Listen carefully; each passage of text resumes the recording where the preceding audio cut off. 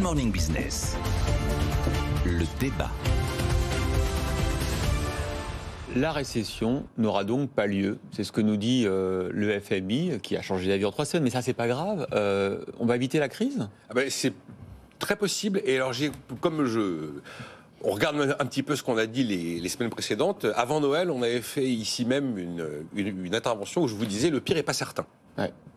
On se pose quand même la question. Alors, Jean-Marc vous dira, je ne suis pas Madame Irma, mais en tout cas, le pire n'est pas certain. Effectivement, le FMI revoit à la hausse ses prévisions de croissance. Il faut reconnaître que la première conclusion que j'en tire, c'est que c'est une énorme leçon d'humilité.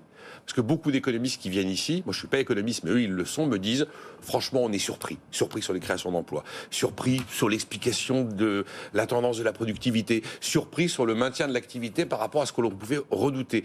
On nous avait dit, Amérique en récession... Surpris sur l'emploi aussi, c'est vrai. Surpris sur des quantités de choses. On nous avait dit l'Amérique en récession, ils font 2,9% de croissance en 2022. Personne ne l'avait vu venir. On avait dit l'Allemagne, ils vont en récession, ils dépendent de l'industrie, plus de la moitié de leur énergie c'est le gaz russe.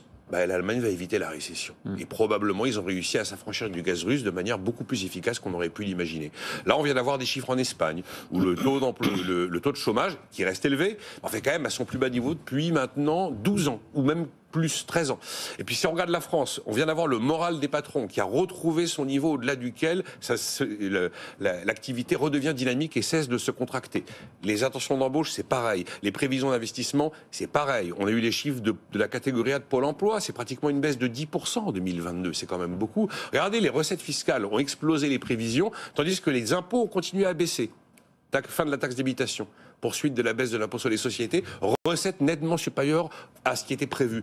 On nous disait blackout, coupure de courant, pas de coupure de courant. Et bientôt, on sera à seulement 10 réacteurs fermés sur un total de 56. Et le fameux pic d'inflation, on va avoir des chiffres à 8h45 aujourd'hui, ça va un peu monter, puisqu'il y a eu la fin de la ristourne, ça va monter en février, puisque les prix de l'énergie vont monter. Mais normalement, le pic d'inflation, tout le monde nous dit qu'il est a priori pour mi-2023. L'immobilier, aucun pays à part la Chine n'a connu un décrochage brutal de l'immobilier. Mais résultat des courses, effectivement, le FMI, en l'espace de quelques semaines, a revu à la hausse sa prévision de croissance à 2,9%.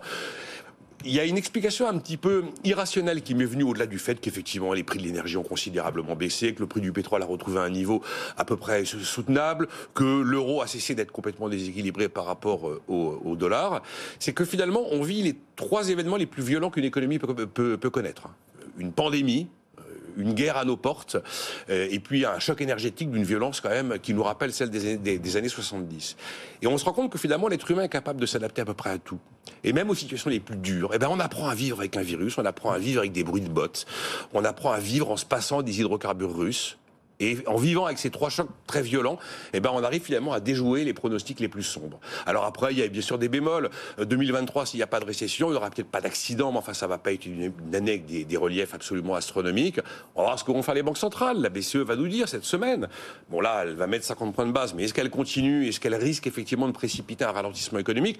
Il y a des raisons d'imaginer que... Et puis l'inflation, ça met du temps à infuser aussi. On n'a peut-être pas tout vu. Mais enfin, c'est vrai que voilà, on a déjoué les Cassandres. Jean-Marc Daniel, on a mis de côté tous les scénarios extrêmes. Le -4 + 4, ça ne sera pas pour 2023. Le -4 et le +4 peuvent être tous les deux pour 2023, parce que je vais vous dire pourquoi. Parce que je ne suis pas Madame Irma, mais je fais de l'analyse conjoncturelle. Et donc Madame Irma, elle est incapable de vous dire ce que va faire Poutine. Madame Irma, elle était incapable de vous dire ce qu'allait se passer en Chine. Madame Irma, elle était... Normalement, elle peut, Madame Irma, mais vous n'êtes pas Madame Irma. Mais je ne suis pas Madame Irma. Donc, moi, elle peut, moi, je ne suis pas Madame Irma. En revanche, je fais de l'analyse. Donc, si on a les mêmes types d'événements, c'est-à-dire les événements de Madame Irma, à ce moment-là, c'est -4. Maintenant, si on reste dans l'analyse conjoncturelle, effectivement, quand vous regardez quels sont les fondamentaux de l'économie, la position dans le cycle, l'évolution de l'utilisation des capacités de production, ce que dit le FMI, vous avez des réserves de croissance qui sont là. Et donc, quand le FMI annonce qu'on va passer de 2,7 à 2,9% pour la croissance mondiale, en réalité, le message, c'est de dire il y a des réserves de croissance. Et dans les menaces qu'identifie le FMI, encore une fois, il y a les menaces Madame Irma, entre guillemets, c'est-à-dire que que va faire Poutine? Tous les gens qui nous avaient annoncé la catastrophe en 2022, je maintiens, de deux choses l'une, ou bien ils avaient la ligne directe sur le Kremlin, ou bien ils racontaient n'importe quoi. Mais les gens qui ont prévu ce qui se passait, c'était des gens qui étaient, eux, dans une logique Madame Irma. Dans tout ce que dit le FMI, le véritable problème sur le plan strictement économique, indépendamment, qui est lui prévisible et qui est une vraie menace, c'est l'évolution des pays émergents qui sont en cessation de paiement. Et donc ça, en plus, on peut dire, c'est au centre de l'activité du FMI, c'est comment répondre. Il y a quand même 15% de la dette des pays émergents qui est considérée par le FMI comme étant insoutenable. Est-ce que ça peut provoquer une crise financière, ça? Alors ça peut provoquer une crise, sinon une crise financière. En tous les cas, ça va ralentir considérablement la croissance de ces pays. Et comme le FMI raisonne au niveau de la croissance mondiale va s'en trouver particulièrement concernée.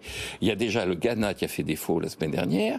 Vous avez l'Égypte qui est sous tutelle du FMI maintenant. Vous avez le Sri Lanka qui est aussi sous tutelle. Vous avez la Turquie qui est menacée. Vous avez l'Argentine qui est aux abonnés habituels de ce genre de situation. La Turquie et l'Argentine, c'est des pays du G20. C'est pas des économies qui sont des économies secondaires. Et donc là, pour moi, le véritable enjeu, c'est véritablement comment la communauté internationale va répondre à cet enjeu économique. Pour le reste, la pandémie, Nicolas l'a dit, on a une capacité de résilience, mais la pandémie, on l'avait pas prévue. Ce qu'on peut penser, c'est quand même que des pandémies de l'ampleur de la Covid-19, ça tombe pas tous les 2-3 ans. C'est quand même il y a un côté, on a un réservoir de croissance, toutes choses égales par ailleurs, quoi. Exactement, on a un réservoir de croissance, toutes choses égales par ailleurs, et dans les éléments qui peuvent perturber ça, il y a des éléments que les économistes peuvent et doivent identifier, qui sont essentiellement la crise de la dette à venir, et il y a des éléments que seule Madame Irma est capable d'identifier, et je ne suis pas Madame Irma. Confirmation de ce que disait Nicolas. Pas de récession sans doute dans les pays avancés, mais c'est vrai que les pays émergents, c'est là où le sujet se pose. Dans les Échos aujourd'hui, la présidente de Madagascar appelle à un effacement des dettes. Merci Jean-Marc Daniel et Nicolas Dose.